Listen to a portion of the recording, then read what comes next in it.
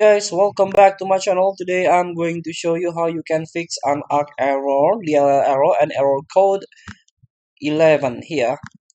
So, based on Reddit, the author find this error mostly while installing the old games. Thankfully, the author found fix to this word problem. S- in my case, I try to install a game with a large size, so I encounter this error. So if you have a same case with me, you can try this fix by this author on Reddit. Thanks to the author. This is the author.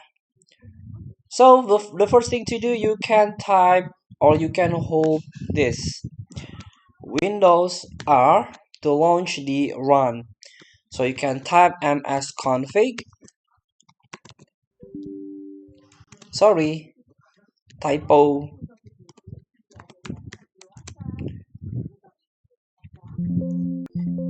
Here we go. This is the system configurations.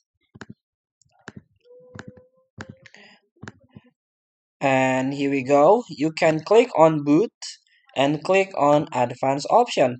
Here we go. Try to increase the number of press processors when you try to install the game. So my processor, this is I use my laptop, only 2 cores.